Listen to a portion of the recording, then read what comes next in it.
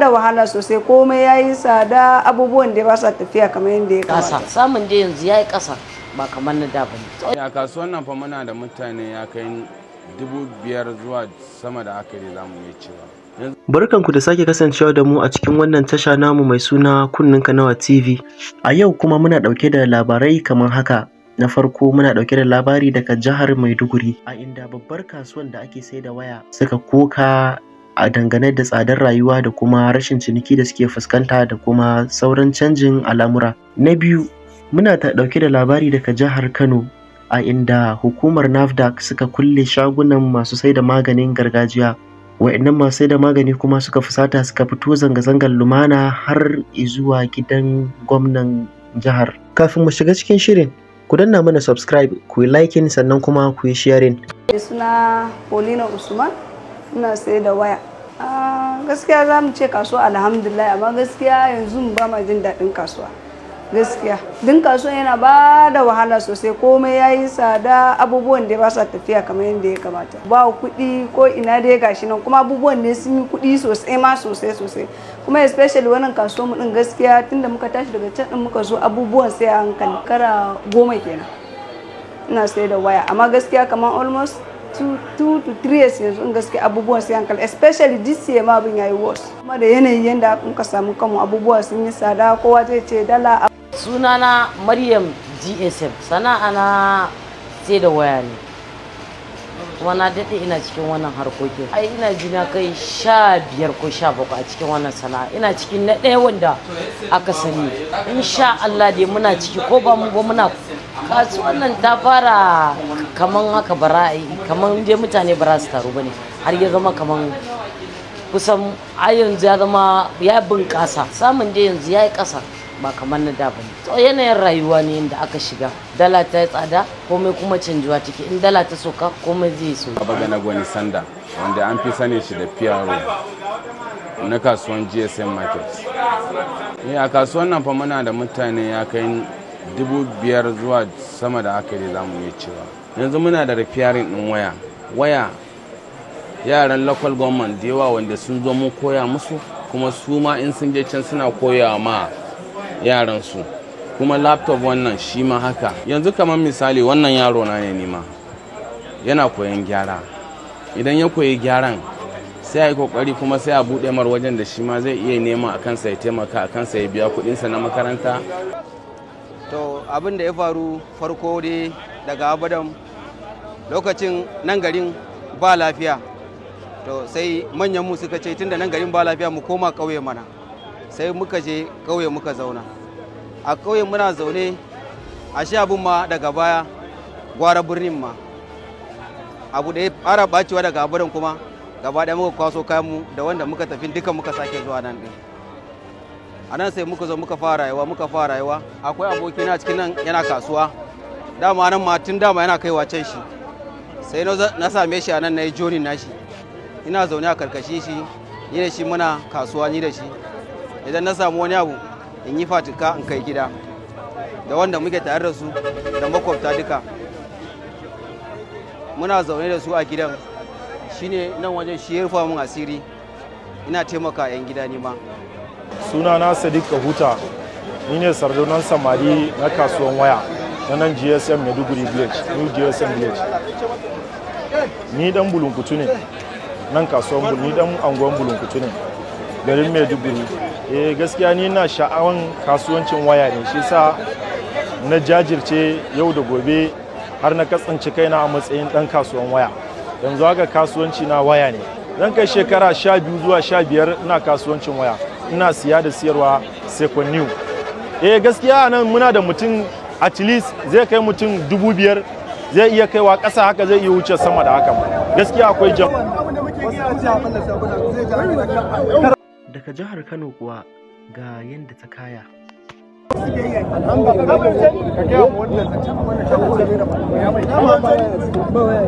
Ba wani yaro ba cikin yake ba, duk wanda ya ce balle shagunan mutane ba cikin yake ba. Abin da muke bukata mun zo mu ga wani ne makasurin wannan zanga-zanga makasurin shi an ce mu koma kasuwar Dangoro, an zo a rufe mai shaguna. Kasuwar Dangoro talaka idan kana da miliyan 30 ba za ka zuwa kama shaguna. Muke roƙon alfarmar gwamnati ya je shiga lamarin, gwamnatin ba ta ta wannan abubuwa. fahimci labari da kusa yi saboda haka abinda muke bukata gwamna da je da duba lamarin nan a yi ƙananan shagugula da ko da ke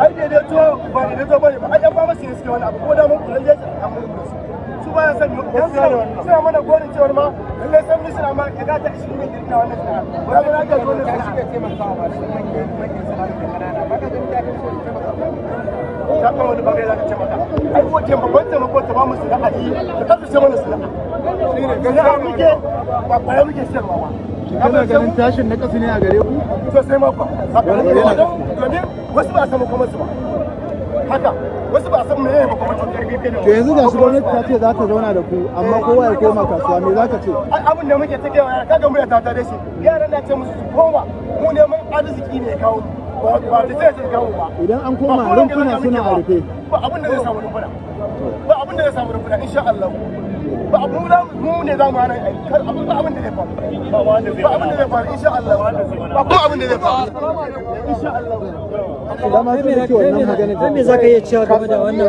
abin da zan iya cewa wannan guri da suka je suka jagoranta aka kulle kaga na farko akwai yan magani na biyu akwai yan waya na uku akwai yan takalma na hudu akwai kayan provision to sun je sun kulle shagunan mutane kuma sun kulle gidan gaba daya kaga ba shiga ba buga kenan to yanzu wannan ba suna yi ne don samun ci gaban ku ga a'a ba don ci gaba bane don ci gaban kansu suke domin wannan kuma sai kira da cewa goma an yi ne ba don talaka ba an yi ne ba don mai karamin karfi ba sun yi ne don iya kansu suka so mu koma can inda da muke a karkashin su muka fito muka fara samun kanmu domin mu koma can su kuma danne mu su bai da mu bayi kamar yanzu kana ganin cewa ba samar wa masu ƙananan sana'o'i wata dama a cikin kasuwa ba kai ne ka je dan goro ka gani duk inda za ka je ka gani za ka gani ba karamar rumfa duk manyan rumfuna ne kuma wani ya sai guda 5 wani ya sai guda 10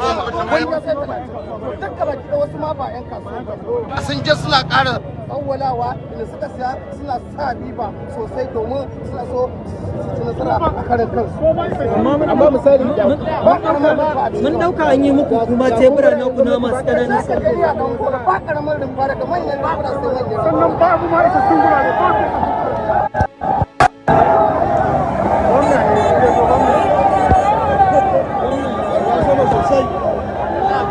tare da wannan lokaci masu bibiyar Premier Radio isowar mai girma gwamnan jihar Kano injiniya Abba Kabir Yusuf kenan yayin da ya dawo gidan gwamnati inda kuma ake tsaka da gudanar da wannan zanga-zangar lumana kamar da kuke gani. Wannan dalilin ya sa gwamna ya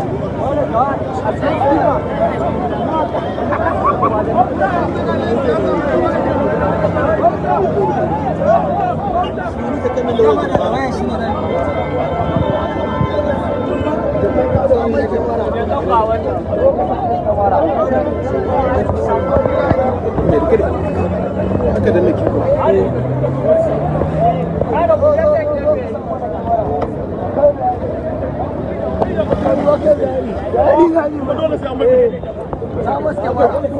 Yo, me za ka yi muke tare?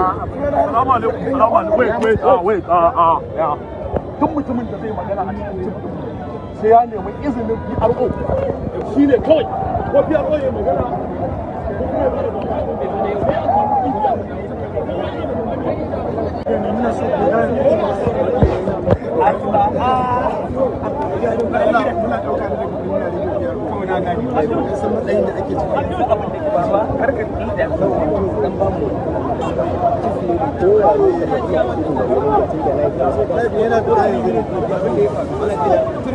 idan na faɗa yanzu aka zo an samu wani ishu baya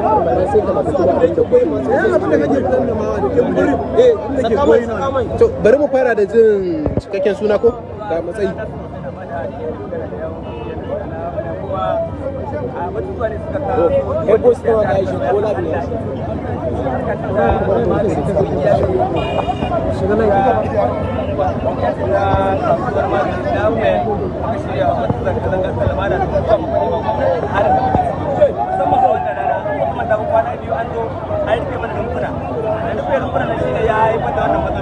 amma muna sa ran daga nan zuwa kowane lokaci insha Allah komai da yadda za mu je mu magana saboda haka ya ba mu dama mu je mu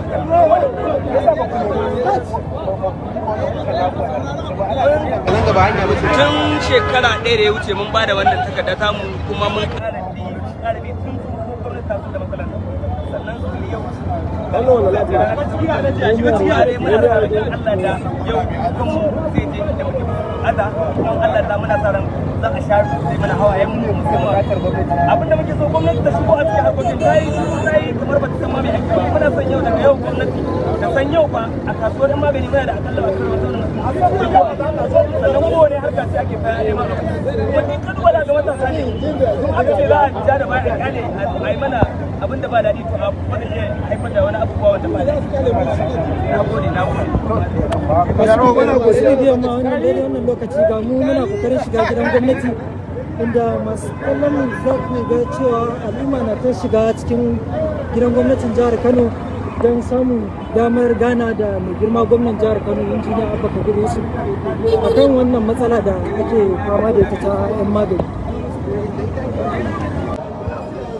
To masu bibiyar mu kamar yadda kuke gani yanzu haka muna cikin gidan gwamnatin Kano kenan yayin da masu zanga-zangar lumanan nan suka samu damar kutsowa ciki ko kuma ce da amincewar jami'an tsaro suka shigo domin su bayyana wa mai girma gwamna injiniya Abba Kabir Yusuf kokensu. Yanzu aka gamu ta bakin ɗakin taro zance na Coronation Hall yayin da alama akwai shugabanci a wannan zanga-zanga domin daga nesa ina hangen jagoran wannan tafiya ko kuma a ce jagora daga bangaren gwamnati yana kokarin cewa wani abu.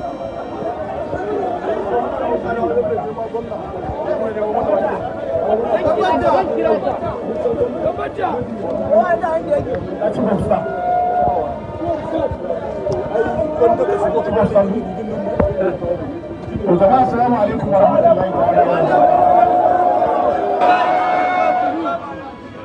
Ban sani ba a nan ko da akwai shugaban. To, akwai shugaban. Shi kaɗai ya hau nan sama. Idan ya zo ne, sai jawabin menene ya kawo ku. Yanzu mun kira mai girma gwamna. Shi ya umarce mu cewa mu zo mu tsaya da ku mu zauna da ku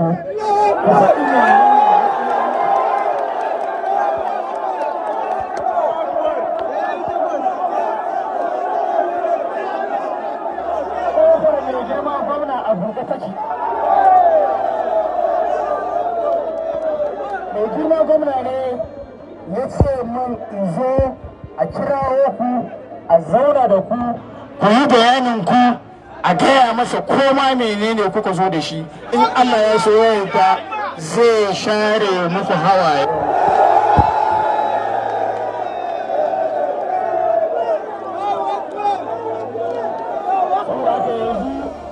Chief of Staff nashi waya ya taho gashi nan zai karaso sai su ɗaya da cikin gudan da na iya matsalolin ya yana shi ma ya faɗa.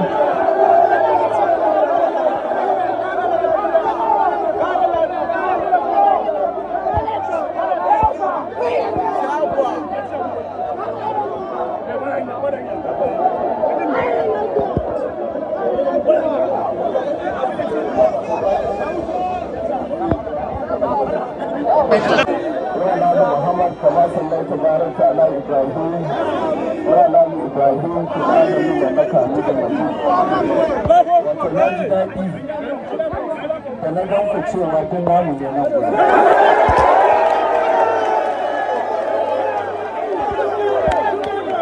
Kuka sani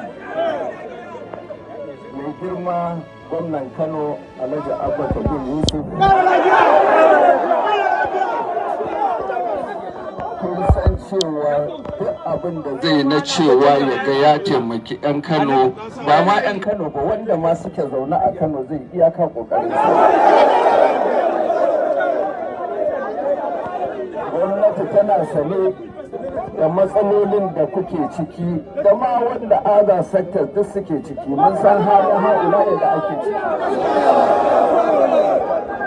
Gwamna ina ofis da PPS na ce ya zo shi da kansa ya ce lallai sai na zo na yi adresin ɗinku kuma mu saurari ne yin matsalar ku. Na nemi kwamishina na lafiya yana wani aiki, amma ga shugaban hukumar asibitoci ga kuma special advisor, director general pharmacy ko consumer protection. GMA ko? Okay, to ma wajen shiga da abin da yasa na ce su zo, an ce fasalu ahli zikir in kuntum la ta'lamun.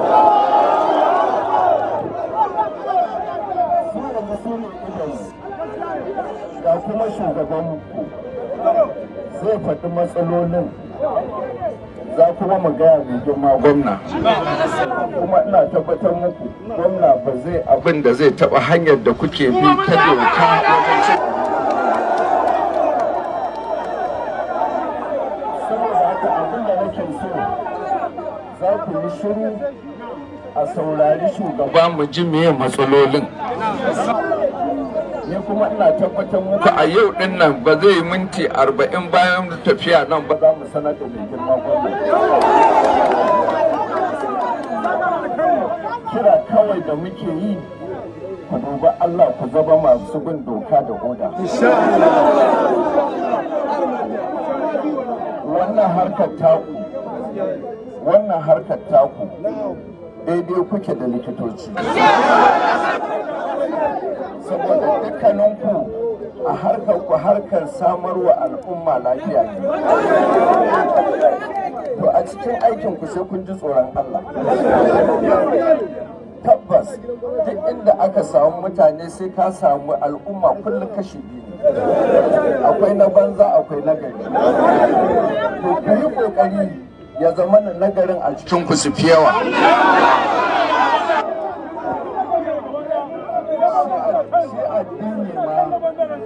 Ai ilimin kawai ya wajabta sai an same shi. Wato suna cewa wai al'ilmu ilmani ilmul fiqhu lil abdani ilmul fiqhu lil abdani, kuma ilimin likitanci saboda lafiya. Yace wa ma wara a zalika duk abin da yake bayan wannan kawai dai guzurin zama ne. Allah ya dora ku a harkar da za ku je ku siyar, mutum ya zo ya siya kuma ya samu lafiya kuma ya ji daɗi ya zo gurin ka ya siya, shi kansa lada ne. Saboda haka za mu saurari shi shugaban menene matsalolin. Ai shi dama dalilin da ya sa kuka zaɓi mai girma gwamna ai dan ya sauke muku.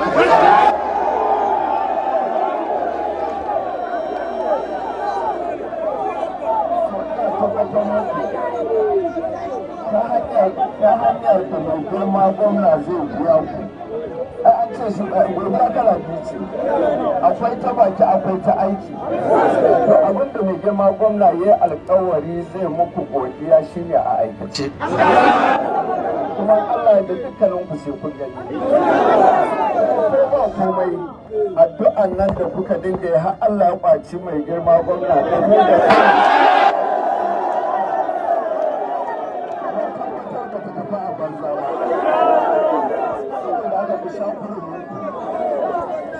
abinda mai girma gwamna ya ce da ni wai an zo ana zanga-zanga, na ce ba zanga-zanga ake ba. Na ce ɗaya mutanen Kano ba za su taɓa maka zanga-zanga ba, amma su zo su faɗi abin da suke ganin kunnen ka bai ji ba su gaya maka don kunnen ka ji, saboda sun tabbatar za ka ɗau mataki. Ina gode muku da yadda kuka shigo cikin ɗa'a, kuma abin daɗi a nan da ba ɗayan ku da na gani da abin da yake bai kamata ya zama yana ɗauke da shi, wannan na ji daɗi. Sai za mu saurari shi ciyaman ɗin sai mu ji meye matsalolin, kuma in Allah da mai muku alƙawarin cewa gwamna zai ɗau mataki a kai. Assalamu alaikum.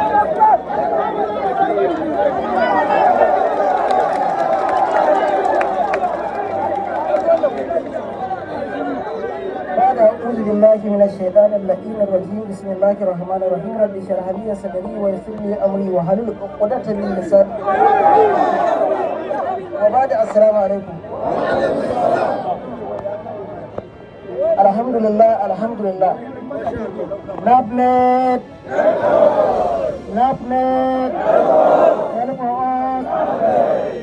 wannan shine moto ɗinmu, taken lafiya. 'Yan sana'ar masu sana'ar magani mai girma chief of staff dama mu 'ya'yanku. Kai wannan magana ta ilimi sai na gane cewar su sagagi tushe ne na ilimi. Ni kaina malamina na addini Malam Ibrahim Sagagi a Sagagi yake. Tashin farko mai girma wakilin gwamnatin jihar Kano a wannan lokaci mun ji daɗi da irin maganganun da kai kuma mun tabbatar in Allah ya da za a yi mana adalci. Mun san da izinin Allah wannan ahalin naku wannan tafiyar taku ba tafiya ce ta murɗiya ko zalunci ko rasawa ba. Da girma wakilin gwamnan jihar Kano chief of staff wannan al'umman na 'yan magani kaso ɗaya ne cikin 10 suka nuna. Mun waye gari muka ga ma'aikata daga sama muka samu labari za su zo su shiga mana cikin dukiyar mu su wulakanta ta kuma su kashe al'ummar.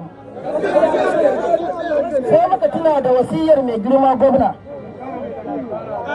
da wasiyar mai martaba sarkin Kano.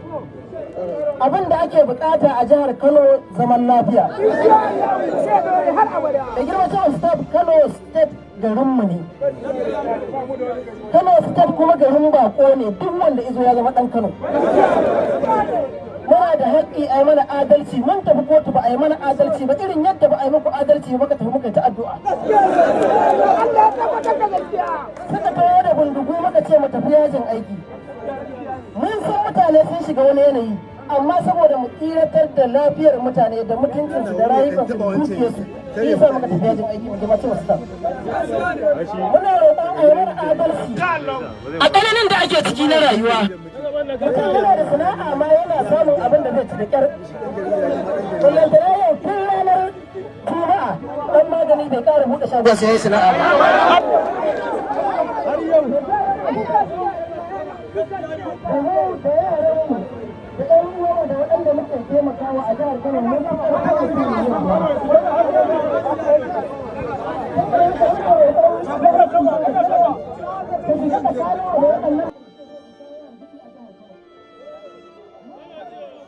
Duka-duka kuma a nan ne za mu naɗe tabarman shirin namu na yau, a inda muke cewa Allah ya kawo mana mafita kuma ya sa mu dace. Kar ku manta, wannan shiri ya zo muku ne daga Kunnen Kanawa TV. Idan wannan zuwan ku shine na farko, ku daure ku danna mana subscribe, ku yi liking kuma ku yi sharing. Mun gode, mu haɗu a shiri na gaba.